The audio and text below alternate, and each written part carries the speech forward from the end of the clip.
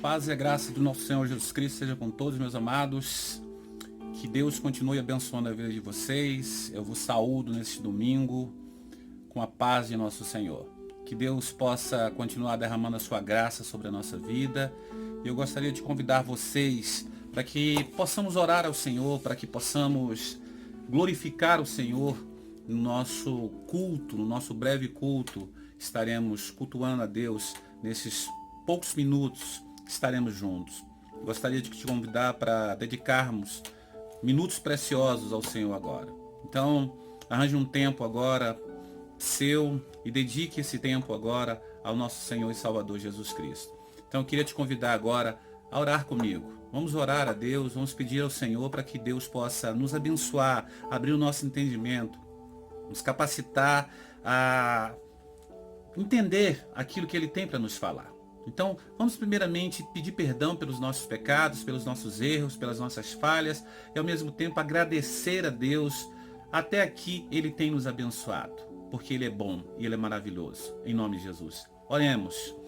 Querido Deus e Pai Celestial, nós pedimos perdão ao Senhor por tudo aquilo que temos feito e não temos agradado ao Senhor. Pai, perdoa os nossos pecados, como também os nossos erros e falhas, Senhor. As palavras que têm saído dos nossos lábios, ó Pai Celestial, e têm desagradado ao Senhor. Que o Senhor possa nos perdoar, que o Senhor possa nos ensinar o que é certo, o que é correto, e que venhamos aprender aquilo que é correto. Ao mesmo tempo, queremos te agradecer pela tua misericórdia, pela tua bondade, porque até aqui o Senhor tem nos ajudado e nos abençoado. Sem o Senhor não somos nada. Por isso, Pai, fala conosco através da tua palavra, da Santa Escritura Sagrada. Nós te pedimos em nome do Senhor Jesus Cristo, através do teu Santo Espírito. Fala que nós, os teus servos, estamos prontos a te ouvir em o nome de Jesus. Amém e amém. Que Deus te abençoe, queridos. Que Deus possa abrir o seu entendimento, que Deus possa agraciar a sua vida em nome de Jesus Cristo, nesse domingo tão especial. Então, gostaria de te convidar, em nome de Jesus, para que você possa, nesse domingo, dedicar o melhor para o Senhor, dedicar tempos, ou seja, minutos preciosos ao Senhor. Convide a sua família agora, vamos meditar na palavra do Senhor, vamos glorificar o nome do Senhor, vamos cultuar o nosso Deus. Queria saudar todos os meus irmãos da igreja Manancial da Graça, meus irmãos queridos. Ontem nós tivemos uma noite muito especial, nós tivemos ali uma reunião preciosa, onde abordamos ali um tema muito especial. E foi muito bom estar ali online, reunido com os irmãos, conversamos e foi muito gostoso. Foi ali um tempo muito especial e com certeza estaremos fazendo mais momentos desse, nos reunindo mais assim, de momentos preciosos desses, precisamos sempre, em nome de Jesus. Que Deus abençoe a todos. Então, vamos para a palavra do Senhor em nome de Jesus. Eu queria convidar vocês a abrir as Escrituras agora em 2 Coríntios, no capítulo 12. 2 Coríntios, capítulo 12, a partir do verso de número 7.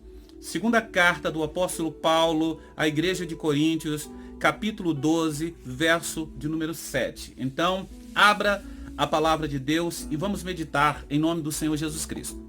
Diz assim a palavra do Senhor: E para que não me exaltasse pela excelência das revelações, foi-me dado um espinho na carne, a saber, um mensageiro de Satanás para me esbofetear, a fim de não me exaltar, acerca do qual 3 vezes orei ao Senhor, para que se desviasse de mim.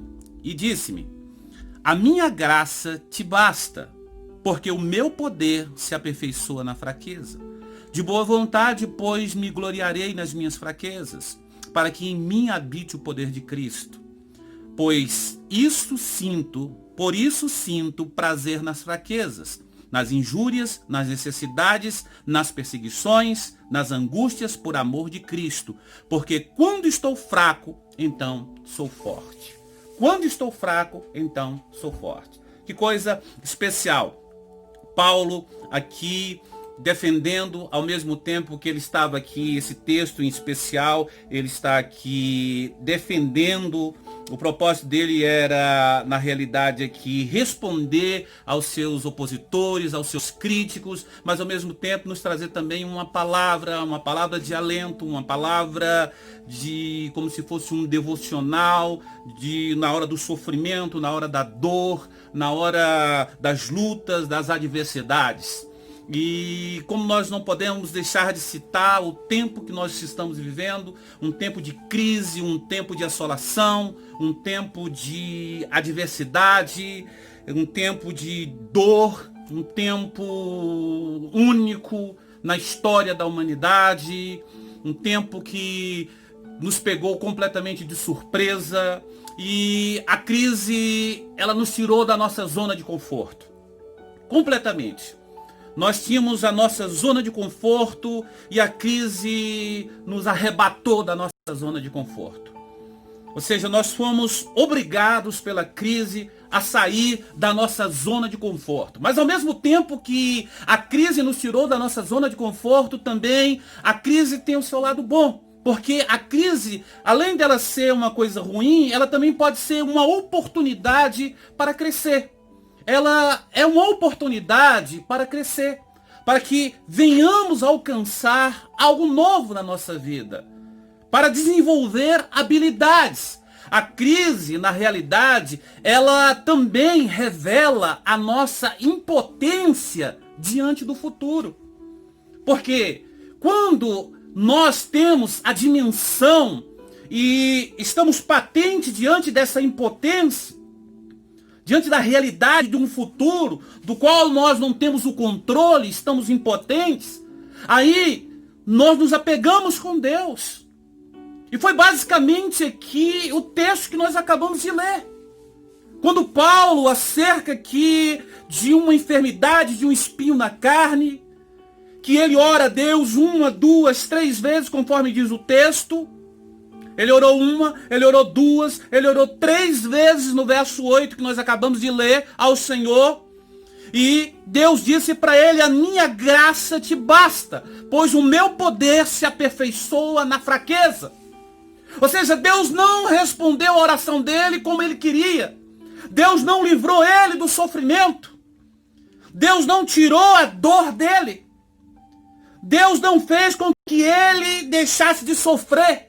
Mas Deus o fortaleceu naquele momento de dor, naquele momento de sofrimento, para que ele pudesse passar por aquele vale.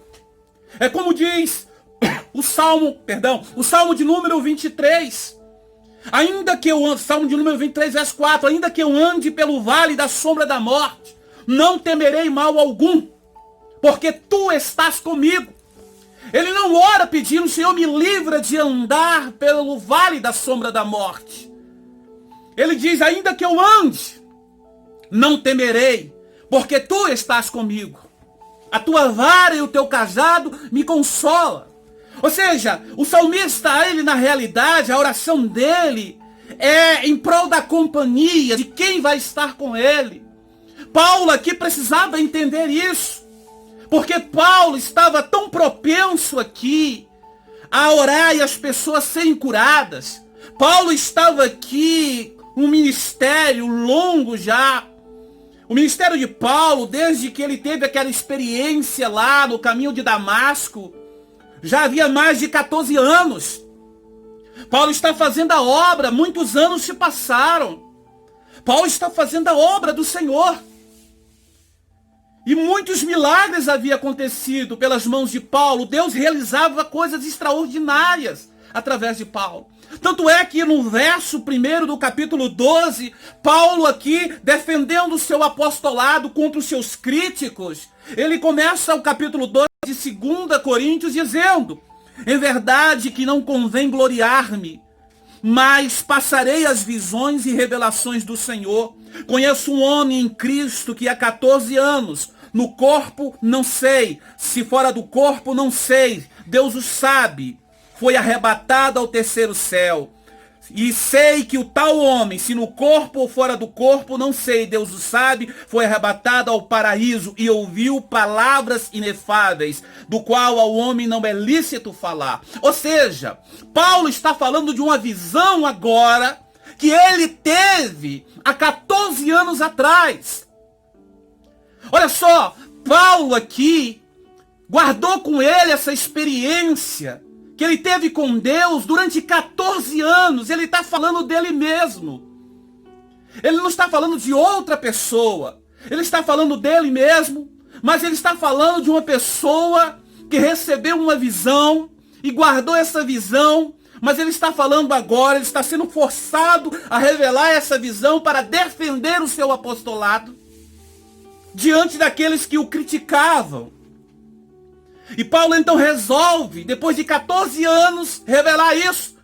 E por que talvez Paulo não revelou isso antes? Porque talvez Paulo estava inserido lá no que estava dizendo lá 2 Coríntios capítulo 4, verso 5. Porque não pregamos a nós mesmos, mas a Cristo Jesus, nosso Senhor, do qual nós somos servos. Ou seja, Paulo passou durante toda a sua vida pregando a Cristo. E não tinha por que pregar ele mesmo, não tinha por que estar anunciando as experiências dele com Deus, as visões que ele teve. Mas nessa situação em especial, ele resolve então falar dessa experiência, mas 14 anos depois. Mas o interessante nesse texto aqui é que Paulo, ele é ensinado por Deus. Quando ele ora a primeira, ele ora a segunda, ele ora a terceira vez, e Deus diz: não, Paulo, eu não vou responder a tua oração como você quer. Mas a minha graça, Paulo, te basta. Pois o meu poder se aperfeiçoa na fraqueza. Então, queridos, a crise, ela nos faz refletir sobre o que deixamos de fazer e o que deveríamos ter feito lá atrás. Nos faz refletir. Então a crise, ela é uma oportunidade para o crescimento. É uma oportunidade para a igreja. É uma oportunidade para o pai de família, para a mãe de família, para o indivíduo. Nós mesmos, como igreja, nós temos aprendido. Nós, como uma igreja pequena, temos aprendido. Pequena em relação à estrutura, a tamanho. Grande porque somos igreja de Cristo. Mas como estrutura, somos uma igreja pequena. Minúscula. Nós não nos preparamos para estar nas mídias sociais. Nós não nos preparamos para este momento. E a crise, a pandemia, praticamente nos obrigou a entrar nas redes sociais. E nós não estávamos preparados para isso.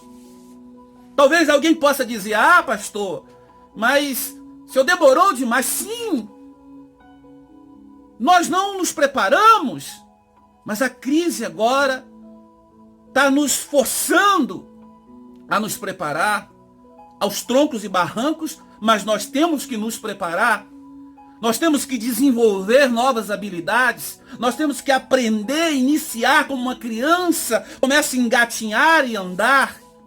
Então a crise faz refletir sobre coisas que nos faz refletir sobre coisas que deixamos de fazer.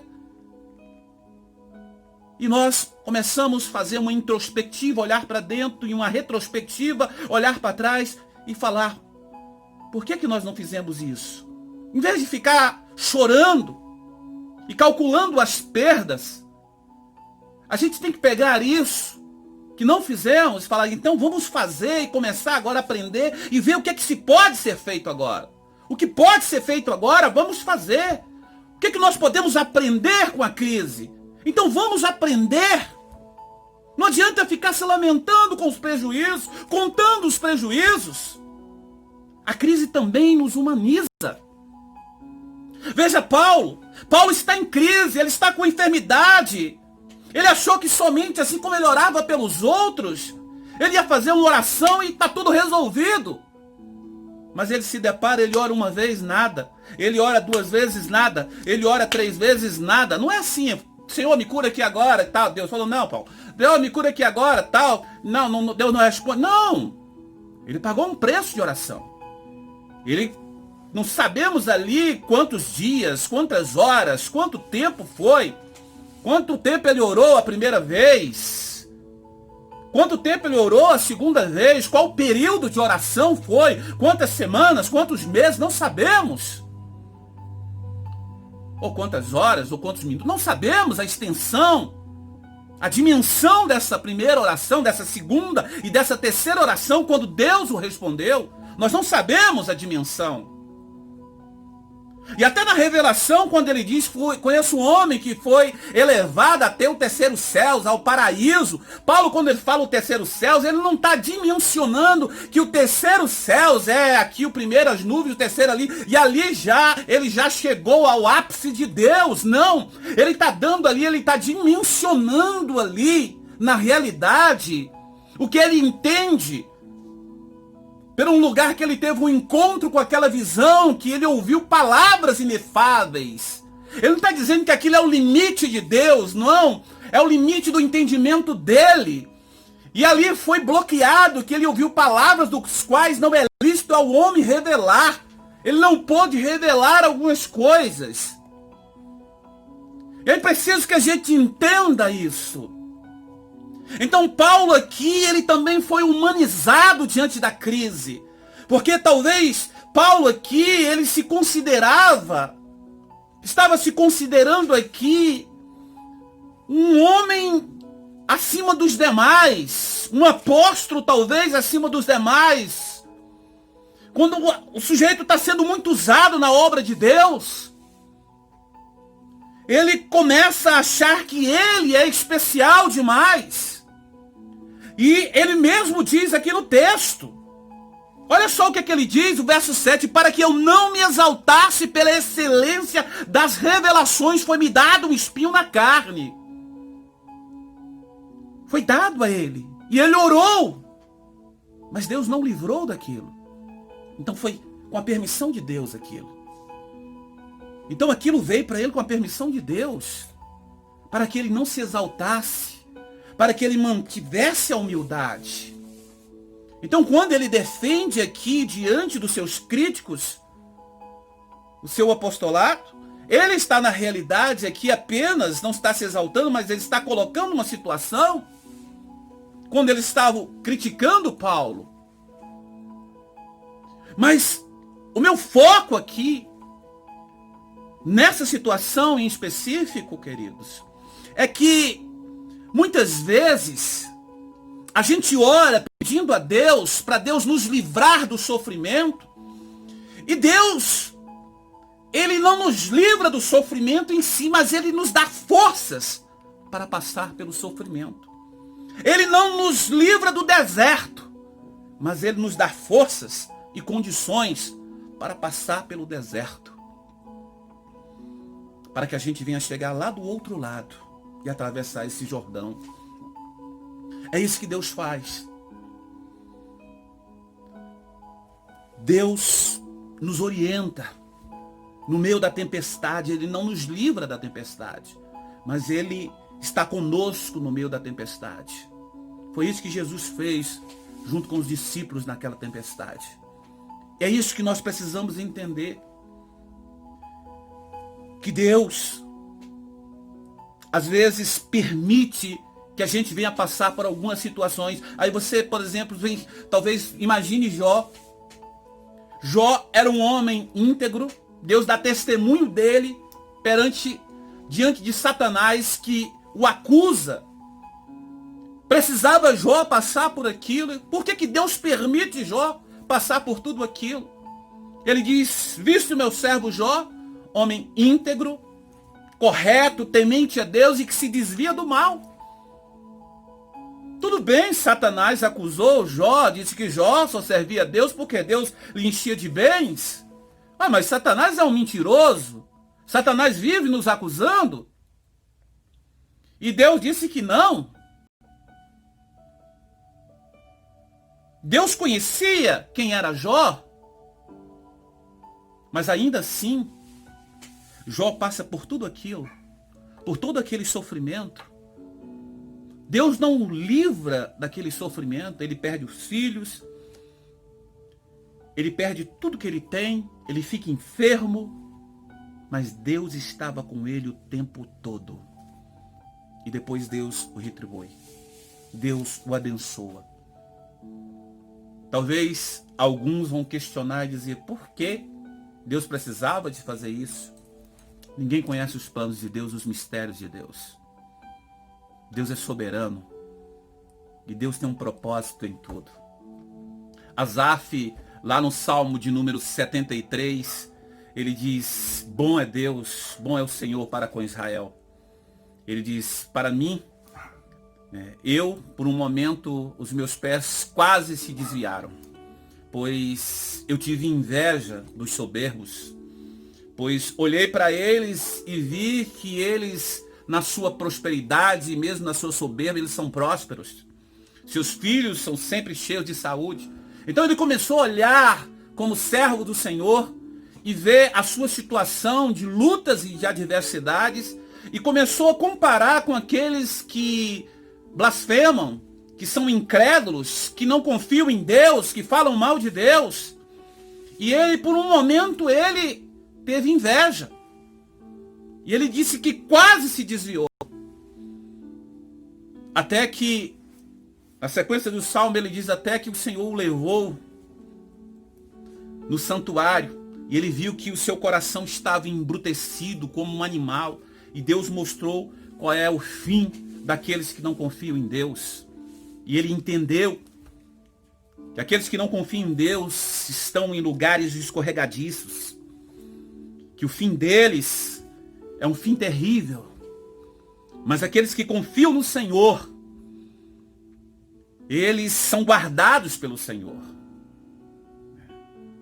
Então ele termina lá, quase no final dos Salmos, dizendo que a quem tenho eu no céu, além de ti, e na terra não há ninguém que eu queira mais do que a ti, Senhor. Queridos, Deus é o nosso refúgio, é o nosso socorro. Nós vamos vencer, nós vamos alcançar a nossa vitória. Vamos pegar essa crise e nessa crise vamos sair fortalecidos, vamos aprender com essa crise. Ao invés de você ficar se lamentando, ao invés de você se afastar como igreja, ao invés de você se desviar da igreja do Senhor, deixar de ser igreja do Senhor, se fortaleça como igreja do Senhor, se una como igreja do Senhor, se encha do Espírito do Senhor, seja testemunha de Cristo, que você vai se tornar mais do que vencedor. Faça como Paulo. Paulo aqui na sequência do texto, o verso de número 9, quando Deus diz para ele, a minha graça te basta, porque o meu poder se aperfeiçoa na fraqueza. Então Paulo responde, depois que Deus, ele entende, ele aprende isso, ele de boa vontade, pois me gloriarei nas minhas fraquezas, para que em mim habite o poder de Cristo. E ele termina dizendo aqui, o verso 10, até onde nós lemos, por isso, sinto prazer nas fraquezas, nas injúrias, nas necessidades, nas perseguições, nas angústias por amor de Cristo. Porque quando estou fraco, então sou forte. O que Paulo estava falando? Quando eu estou fraco, quando eu estou impotente, quando eu não confio em mim mesmo, quando eu não tenho nenhuma força, nenhum recurso, quando todas as portas estão fechadas, quando eu estou completamente impotente, quando eu não tenho onde buscar ajuda, o meu único recurso é o Senhor. Aí eu me glorio no Senhor, porque eu sei que não vem ajuda de outro lugar a não ser do próprio Deus. E eu vou me gloriar nisso. Eu vou me gloriar nas minhas fraquezas. Eu vou me gloriar e sentir prazer nas minhas necessidades por amor de Cristo. Porque eu sei que o nome dele será glorificado nisso. Porque quando eu estou fraco, aí que eu sou forte. Porque o poder de Cristo habita em mim. É isso que Paulo está falando. Então, neste momento de luta, neste momento de crise, neste momento de dificuldade, se fortaleça. Nesse momento de dor, nesse momento de pandemia, nesse momento de sofrimento, saia fortalecido. Aprenda com a crise. Se fortaleça com a crise. se humanize com a crise. Em vez de ficar se lamentando, em vez de ficar sofrendo, em vez de ficar olhando para trás e contando os prejuízos, olhe e fale, o que foi que eu deixei de fazer? Veja o que você pode fazer e reaprender ou aprender com a crise. Fala, o que pode ser feito a partir de agora? Eu, como pastor, tenho aprendido muita coisa. Eu, como igreja, tenho aprendido muita coisa. Eu, como servo, tenho aprendido muita coisa. Eu, como pai, tenho aprendido muita coisa. Eu, como esposo, tenho aprendido muita coisa. Eu, como filho, tenho aprendido muita coisa. Então eu quero que você aprenda. E eu quero aprender muito mais. Eu quero pegar todas as oportunidades que tiver diante de mim e agarrá-las em nome do Senhor Jesus Cristo, para me tornar cada dia mais abençoado. É isso que eu quero, em nome de Jesus. É isso que eu quero para você também. É isso que eu quero para você, Igreja Manancial da Graça. Que Deus te abençoe neste domingo, em nome de Jesus. Eu quero orar com vocês. Eu quero pedir a Deus que Deus venha nos abençoar poderosamente nesse domingo, que a graça dele venha se manifestar nas nossas vidas de uma forma muito especial nesse domingo, que o Senhor possa manifestar a sua unção sobre a nossa vida, que a glória dele possa vir sobre o seu lar, sobre a sua família, que você possa dizer, só o Senhor é Deus. Então, ore comigo pela sua família, que você venha ter uma semana muito abençoada. Ore, querido Deus e Pai Celestial, no nome santo do teu Filho, Jesus Cristo Nazareno, nós oramos ao Senhor. Nós pedimos ao Senhor nessa hora, meu Pai, que a mão do Senhor venha sobre a tua igreja, sobre o teu povo, sobre cada família que está agora, ó Pai Celestial, reunida em volta, ó Pai Celestial, da tua palavra, das escrituras sagradas, ouvindo, ó Pai Celestial, este culto e participando dele. Que o Senhor possa os agraciar com a tua presença. Que o Senhor possa os tocar com a tua presença. Que o Senhor possa alcançar esse filho, essa filha, esse pai, esta mãe. Que o Senhor possa, meu Deus, em nome de Jesus, envolver essa pessoa com a tua presença santa. Pai, que o Senhor possa ir ao encontro, Pai Celestial, do João Vitor, que está ali no hospital. Que o Senhor possa tocar naquela criança e abençoar, e levantar, e erguer, e dar saúde para aquela criança, em nome de Jesus. Que o Senhor possa ir ao encontro, Pai Celestial, da tia do Samuel, abençoando a vida dela, dando saúde para ela, em nome do Senhor Jesus Cristo. Eu oro, meu Deus, pedindo ao Senhor por todos aqueles que se encontram enfermos, que se encontram, ó Pai Celestial, doentes, cansados, abatidos. Eu oro, meu Deus amado, em nome de Jesus Cristo, para que o Senhor dê saúde para minha filha. Meu Deus, dê saúde para minha filha, fortaleça ela, agracie ela, meu Deus amado, em nome de Jesus Cristo, abençoando, ó Deus, o lar dela, a família dela.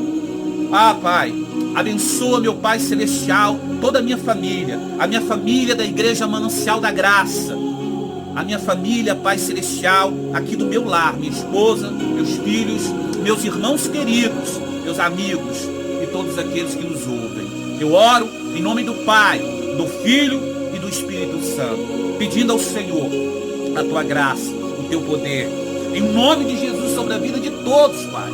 Pai, que o Senhor os alcance, que o Senhor os abençoe, abençoe os mantenedores desta obra, cada dizimista, cada ofertante, abençoa os teus servos, as tuas servas, abençoa, em nome do Senhor Jesus Cristo. Eu oro e te peço, ó Pai Celestial, que as comportas dos céus se abram sobre a vida de todos, não somente hoje, mas sempre, em nome de Jesus. Que a graça do nosso Deus seja sobre a tua vida, que as consolações do Espírito Santo se repousem sobre você. Amém, meu querido? Que Deus te abençoe, que o Senhor Jesus venha multiplicar as bênçãos sobre a sua vida, em nome de Jesus. Que o amor de Deus Pai, a graça de Cristo Filho e as doces manifestações do Espírito Santo se repouse sobre o povo mais feliz da face da terra. Fiquem com Deus, em nome do Senhor Jesus. Tenha uma semana muito abençoada, em nome de Jesus.